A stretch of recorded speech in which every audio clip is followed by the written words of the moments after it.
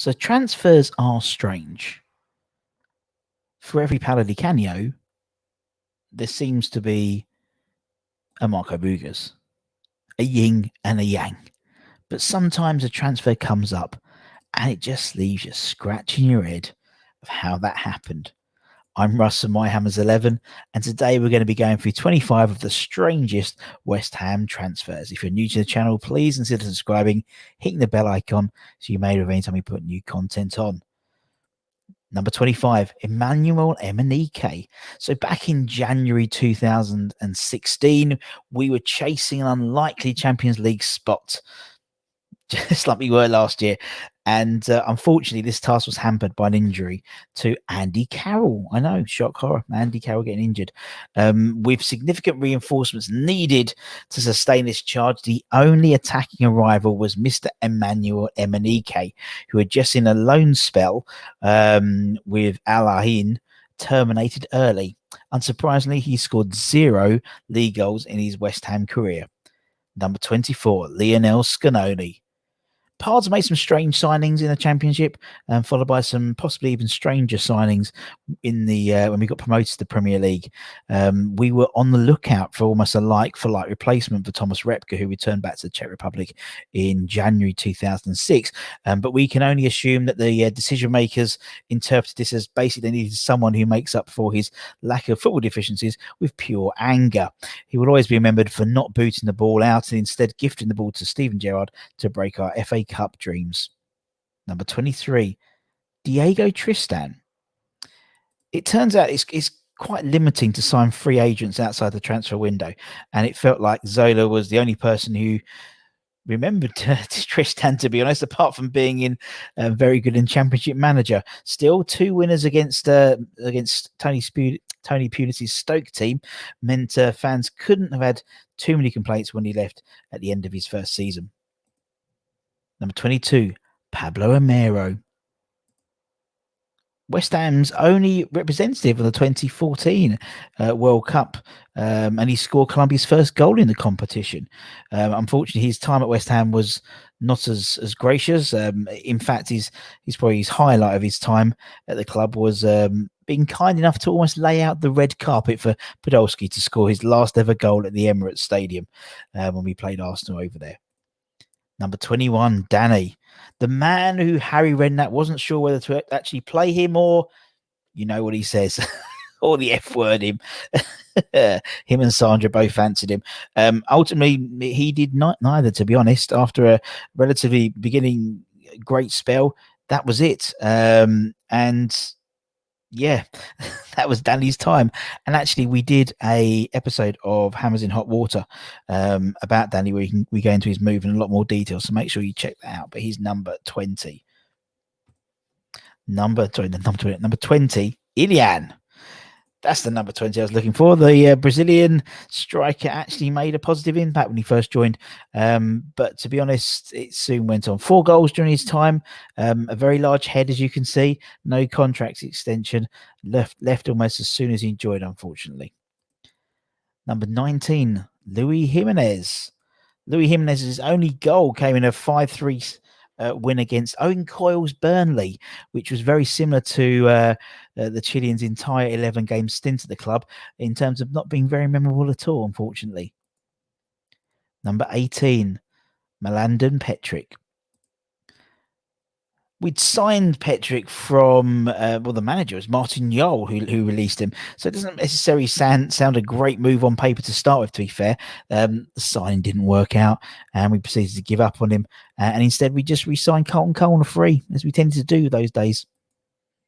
Number 17, ARBELOA.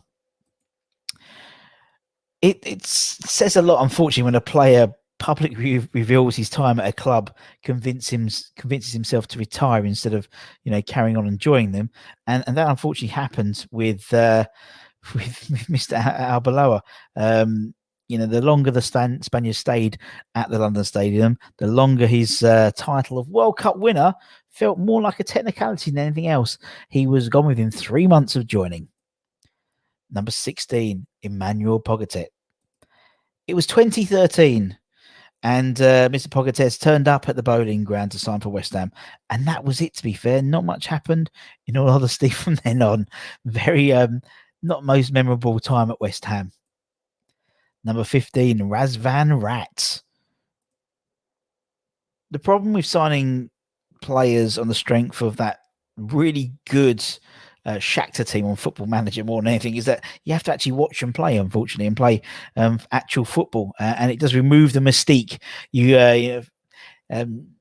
Cherno Samba, Kennedy Bakadoro, Kim Klaustrom, all these players, unfortunately, so on play, didn't seem to sort of hit the same heights as their Championship Manager scores would reveal. And unfortunately, RAZVAN was unfortunately one of them in a similar boat. Still, we'll always have the West Ham catalogue photograph with him and Adrian in their onesies. Number 14, Nene. Nene was a really good footballer once upon a time, but sadly, time as a good footballer had left before when he came to us, unfortunately, which was terribly sad for the Brazilian player, as he was a fantastic player, and he's still playing today. Number 13, Kepa Blanco. Now, Kepa was brought in by Curbs in January 2007 and scored in his debut. Only for Curbs to remember that we'd actually already had Carlos Tevez at his disposal. And that was it for Kepa, unfortunately. Number 12 rather, Brent Rahim. Now, to be honest, I have no idea who Brent is. I don't remember him at all. But obviously, Googling him, he was a Trinidad and Tobago international. And we signed him from the Bulgarian league. And he played no games at all. There we go. All in all, he makes the list of being a very strange signing. Number 11, David Di Michele. Now, David was a 32-year-old, same number as his shirt, no experience outside Italy, and Curb signed him. He was one of a handful of signings which seemed to lead, unfortunately, Curbs' exit as a manager.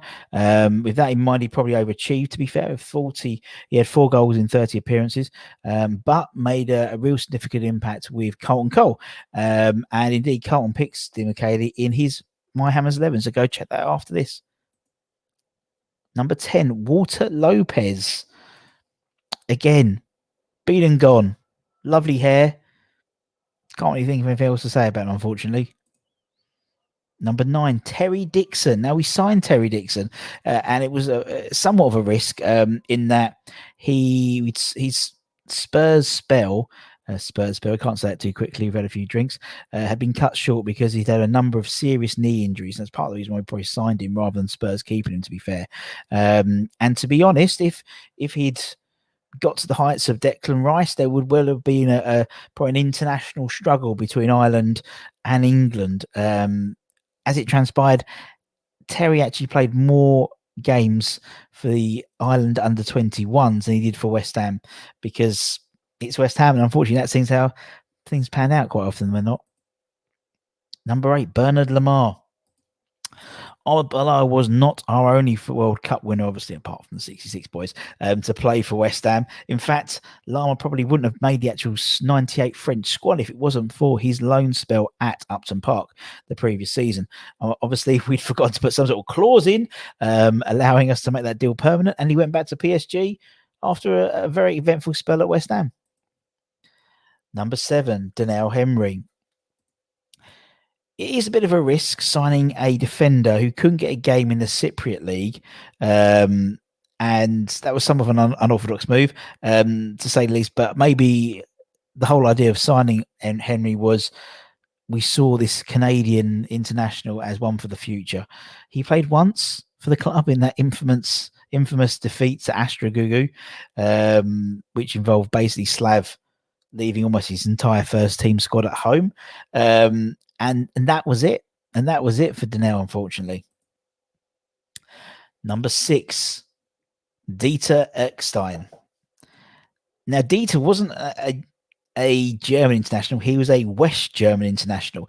And as West Germany and the Premier League didn't overlap, that sort of gives you a bit of an insight into his time at West Ham. He was a veteran of the 1988 Olympic Games, and he played a grand total of 0 minutes for the club, having arrived as one of the first signings in the Harry Redknapp era. Number 5, ABDUL RAZAK.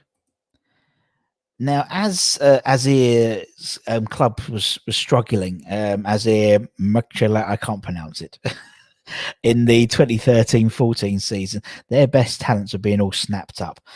Chelsea bought Eto'o and Willian. Dynamo Moscow were added Christopher Samba. Traore jumped ship to Monaco. And West Ham signed ABDUL, who most people probably didn't realise was he'd actually signed and joined for Azir.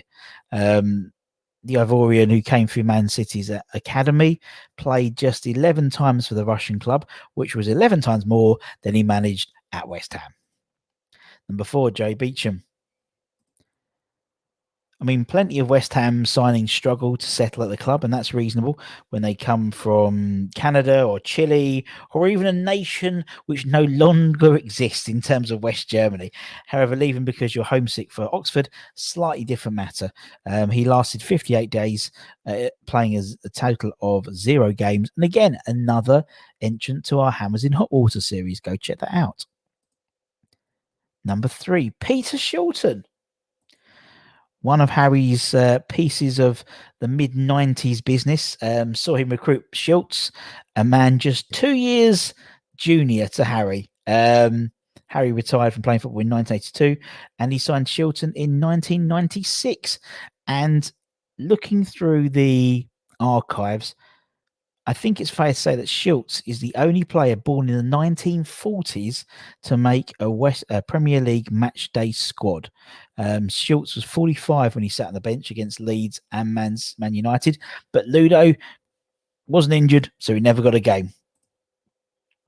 Number 2, Javier Margas.